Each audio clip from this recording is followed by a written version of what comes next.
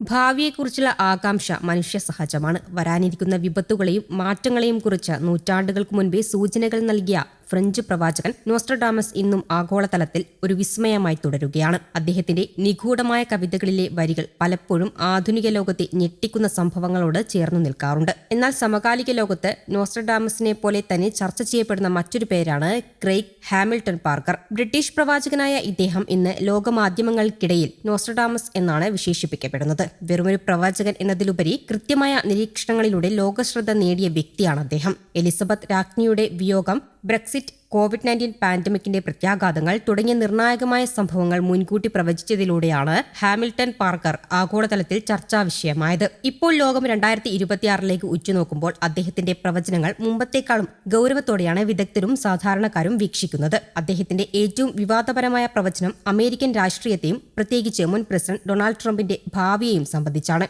വർദ്ധിച്ചുവരുന്ന ആഗോള സംഘർഷങ്ങൾ 2026 യുഎസിലെ തിരഞ്ഞെടുപ്പ് പ്രക്രിയയെ തന്നെ ബാധിക്കാമെന്നും അസാധാരണ സാഹചര്യങ്ങളിൽ അടിയന്തര അധികാരങ്ങൾ ഉപയോഗിച്ച് അധികാരം നീട്ടാനുള്ള ശ്രമങ്ങൾ ഉണ്ടാകാമെന്നും അദ്ദേഹം സൂചിപ്പിക്കുന്നുണ്ട്. ചൈന തായ്വാൻ സംഘർഷം രൂക്ഷമാകാനും റഷ്യ ചൈന സഖ്യം ശക്തിപ്പെടാനും സാധ്യതയുണ്ടെന്നും ഇത് അമേരിക്കയെ ഉൾക്കൊള്ളുന്ന വലിയ തോതിലുള്ള യുദ്ധ സാഹചര്യത്തിലേക്ക് നയിക്കാമെന്നും അദ്ദേഹം പറയുന്നുണ്ട്. ഇത്തരം സാഹചര്യങ്ങൾ ലോകശക്തി സമവാക്യങ്ങളെ പുനർനിർമ്മിക്കാൻ ഇടയാക്കുമെന്നും അദ്ദേഹം ചൂണ്ടിക്കാട്ടി. 1555 പുറത്തിറക്കിയ ലെസ് പ്രൊഫറ്റീസ് എന്ന പുസ്തകത്തിലാണ് ലോകത്ത് സംഭവിക്കാനിരിക്കുന്ന ആയിരക്കണക്കിന് പ്രവചനങ്ങൾ അദ്ദേഹം നടത്തിയിരിക്കുന്നത്. നോസ്ട്രഡാമസിന്റെ പ്രവചനങ്ങളിൽ പലതും പിൽക്കാലത്ത് യാഥാർത്ഥ്യമായതോടെ അദ്ദേഹത്തിന്റെ പ്രവചനങ്ങളിൽ വിശ്വാസമുള്ളവരും ഏറെയാണ്. കിഴക്കൻ ഏഷ്യയെക്കുറിച്ചുള്ള പ്രവചനങ്ങളും അതീവ ഗൗരവമുള്ളവയാണ്. ജപ്പാന്റെ വടക്കൻ ഭാഗങ്ങളിൽ 2026 ഓഗസ്റ്റിൽ ഒരു വാതകമേഘം പ്രത്യക്ഷപ്പെടുമെന്നും അത് രാജ്യത്തെ മുഴുവൻ ബാധിക്കുന്ന തരത്തിലുള്ള ദുരന്ത പരിണാമങ്ങൾ ഉണ്ടാക്കുമെന്നും അദ്ദേഹം മുന്നറിയിപ്പ് നൽകിയിട്ടുണ്ട്. ഇത് സ്വാഭാവികമായ ദുരന്തമല്ലായിരിക്കുമെന്നും രഹസ്യമായ സൈനിക നീക്കങ്ങളോ സ്ഫോടനാത്മകമായ ഇടപെടലുകളോ ഉൾപ്പെടാമെന്നും അദ്ദേഹം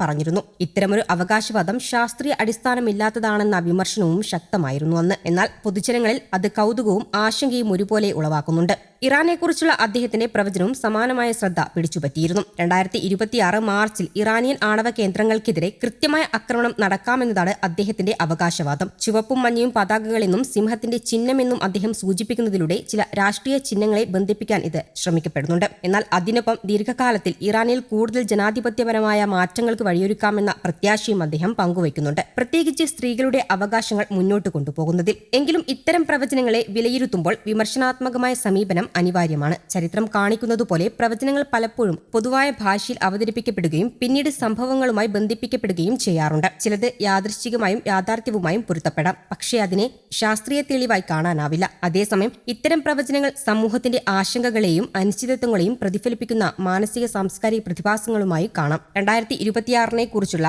ഹാമിൽട്ടൺ പാർക്കറുടെ മുന്നറിയിപ്പുകൾ യാഥാർത്ഥ്യമാകുമോ എന്നതിൽ സമയം മാത്രമേ വ്യക്തമാകുന്നുള്ളൂ. എന്നാൽ അവ സൃഷ്ടിക്കപ്പെടുന്ന ചർച്ചകൾ ഒരു കാര്യം വ്യക്തമാക്കുന്നു: അനിശ്ചിതത്വം നിറഞ്ഞ ലോകത്ത് ഭാവിയെക്കുറിച്ചുള്ള പ്രവചനങ്ങൾ മനുഷ്യരുടെ കൗതുകത്തെയും ഭയത്തെയും ഒരേപോലെ ഉണർത്തുന്നുണ്ട്. കിഴക്കൻ ഏഷ്യയെക്കുറിച്ചുള്ള പ്രവചനങ്ങളും അതീവ ഗൗരവമുള്ളതാണ്. ജപ്പാന്റെ വടക്കൻ ഭാഗങ്ങളിൽ 2026 ഓഗസ്റ്റിൽ ഒരു വാതകമേഘം പ്രത്യക്ഷപ്പെടുമെന്നും അത് രാജ്യത്തെ മുഴുവൻ ബാധിക്കുന്ന തരത്തിലുള്ള ദുരന്ത പരിണാമങ്ങൾ ഉണ്ടാക്കുമെന്നും അദ്ദേഹം മുന്നറിയിപ്പ് നൽകിയിട്ടുണ്ട്. News desk, Kerala Kaumudi.